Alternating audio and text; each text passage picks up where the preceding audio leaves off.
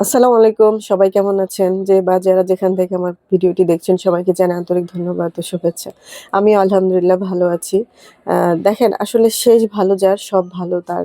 তো আমরা সবসময় একটা কাজের শুরুতেই হতাশ হয়ে পড়ি, দুশ্চিন্তাগ্রস্ত হয়ে পড়ি। কিন্তু দেখবেন কাজটার শেষটা কেমন হয়। তো সবসময় যখন দেখবেন যে একটা কাজের পরিপূর্ণতা পাওয়া যায়, কাজের শেষটা ভালো হয়, তখনই কিন্তু আলহামদুলিল্লাহ বলতে হয়। এজন্য কাজের শুরুতেই আমরা ভেঙে পড়ব না। কাজের শুরুতে আমরা একটা জিনিস নিয়ে খুব দুশ্চিন্তাগ্রস্ত হয়ে যাব না। তাহলে দেখবেন আপনি কাজের শেষ পর্যন্ত পৌঁছাতে পারবেন না। তো আমরা যেকোনো একটা কাজ শুরু করার আগেই আমরা সুন্দরভাবে আল্লাহর নাম নিয়ে আ শুরু করব যেন আমরা কাজের শেষ পর্যন্ত পৌঁছাতে পারি।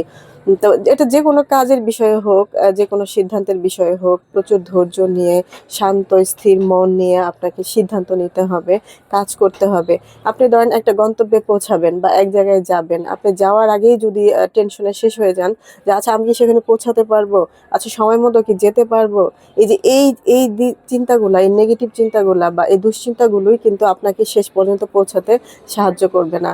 আপনাকে মাঝপথেই থামিয়ে দেবে। কিন্তু আপনি যদি দৃঢ় মনোবল নিয়ে, দৃঢ়চিত্ত নিয়ে নিজের প্রতি আত্মবিশ্বাস রেখে আপনি এগিয়ে যান যে হ্যাঁ, আমি তো পারবো। আমাকে তো যেতে হবে, আমাকে তো কাজটা করতেই হবে, আমাকেই করতে হবে। এই যে নিজের প্রতি একটা আত্মবিশ্বাস এগুলো নিয়ে যদি আপনি আগাতে পারেন তাহলে দেখবেন আপনি খুব সুন্দরভাবে আপনার লক্ষ্যে পৌঁছাতে পারবেন। এইজন্য আমরা আসলে সবসময় শেষটার কথা চিন্তা করব। কিন্তু অনেকেই দেখেন একটা স্টেপ পার হতে না হতে সেকেন্ড স্টেপেই ভেঙে পড়ে বা শেষ পর্যন্ত পৌঁছাতে পারে না। কাজের শুরুতেই তারা অনেক টেনশনে পড়ে যায়। আর মাঝপথে গিয়ে যদি কোনো কারণে যেকোনো একটা বিষয় ধরেন বিজনেসের বিষয় হতে পারে।